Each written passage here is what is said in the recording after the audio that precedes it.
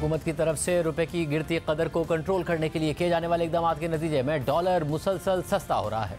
आज भी इंटरबैंक में डॉलर 96 पैसे सस्ता होकर 277 रुपये 62 पैसे पर बंद हुआ, जबकि ओपन मार्केट में 1 रुपया सस्ता होकर 277 रुपये का हो गया है। यानी एक महीने में इंटरबैंक में डॉलर 307 रुपये की बुलंद सतह से 277 रुपये की सतह पर आ गया है। ओपन मार्केट में 330 रुपये की बुलंद सतह से 277 रुपये पर आ गया है। और दूसरी जानिब स्टेट बैंक के जारी करदा शुमार के मुताबिक अक्टूबर के पहले हफ्ते में स्टेट बैंक के ज़खायर 3 करोड़ 10 लाख डॉलर इजाफे के साथ 7 अरब 64 करोड़ डॉलर हो गए हैं, जबकि स्टॉक मार्केट भी मुसलसल बढ़ रही है और 6 साल बाद 100 इंडेक्स 50,000 पॉइंट्स के करीब आ गया है।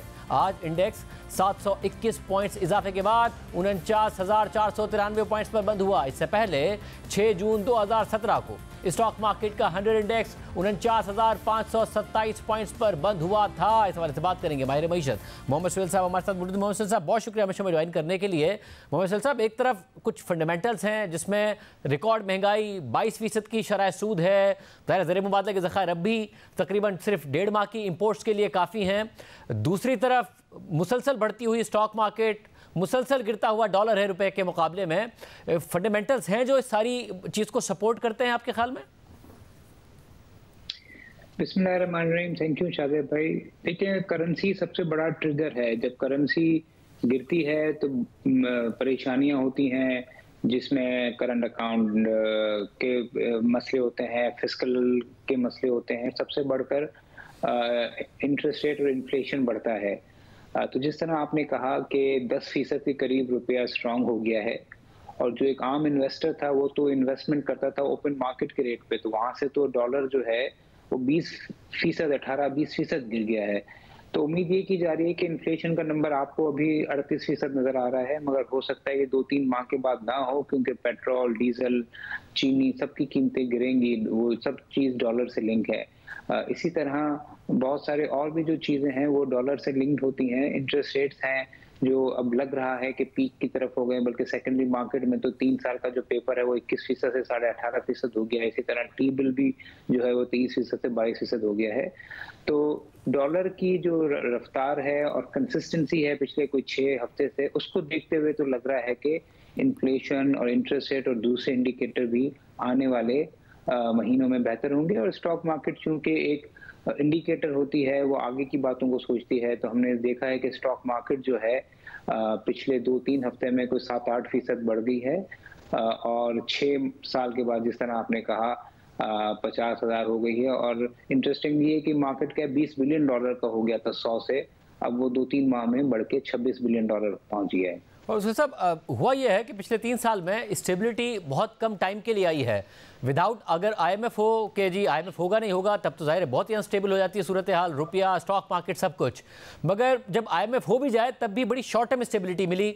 तो ये जो एक लग रहा है कि थोड़ा सा स्टेबल पीरियड है, या आपको लगता है कि प्रोलॉन्ग्ड स्टेबल पीरियड हमें मिल सकता है? ग्रोथ के चांसेस तो नहीं है, मगर कम से कम स्टेबिलिटी हो, या ये भी शॉर्ट टर्म ही साबित होगा? देखिए, 2 पहलू हैं। एक तो ये जो स्मगलर और करेंसी के जो स्पेकुलेटर्स हैं और हवाले का काम करने वाले हैं, इन पे जो एक्शन हो रहा है, ये तो पहले कभी IMF के प्रोग्राम में भी पिछले 15-20 साल में हमने नहीं देखा। तो ये तो बहुत ही यूनिक चीज हो रही है। और जो करेंसी डीलर से हमारी बात हो रही है, तो उन्होंने भी अपनी जिंदगी में इस तरह की चीज होती हुई नहीं देखी कि पाकिस्तान में एक महीने में रुपया 20% बढ़ जाए। कभी हुआ नहीं है। तो ये यूनिक चीज है शाहजे भाई। मगर जो दूसरी आप निशानदेही कर रहे हैं, वो एक बहुत बड़ा चैलेंज है पाकिस्तान में कि 20 से ज्यादा IMF के प्रोग्राम हुए हैं। ये शॉर्ट टर्म प्रोग्राम है जिसका रिव्यू नवंबर में है, और हमने देखा है कि श्रीलंका में रिव्यू नाकाम रहा है, बांग्लादेश में बड़ा IMF टफ टाइम दे रहा है। तो मेरे ख्याल में ये रिव्यू पास करना सबसे बड़ा चैलेंज होगा गवर्नमेंट के लिए। मगर जो दूसरे जो फंडामेंटल चेंज हो रहे हैं वो करेंसी का चेंज हो रहा है, क्योंकि बहुत सारा पैसा पाकिस्तान का जो था वो करेंसी में चला जाता था। अब वो स्टॉक मार्केट में थोड़ा सा आना शुरू हुआ है, और उम्मीद की जा रही है कि शायद वो फिर इकोनॉमी का हिस्सा बने, जिससे फायदा हो। मगर आपकी बात बिल्कुल बजा है कि IMF से जो हमारे मुज़ाकरात होंगे अभी और फिर इसके बाद मार्च में, वो एक बहुत बड़ा फैक्टर होगा कि वो क्या कामयाब होते हैं कि नहीं होते। और फिर जो नई हुकूमत आती है वो किस तरह नए प्रोग्राम के लिए IMF से बातचीत करती है। तो ये शॉर्ट टर्म स्टेबिलिटी तो नजर आती है, मगर मीडियम टू लॉन्ग टर्म में तो ये 2 रिव्यू पाकिस्तान को IMF के साथ कामयाबी से कंप्लीट करने पड़ेंगे। सब अगला रिव्यू तो अब चंद दिन में ही होना है। एक जो टैक्स का टारगेट है वो हुकूमत ने पहले क्वार्टर में अचीव भी किया है, बल्कि उसको सरपास भी किया है।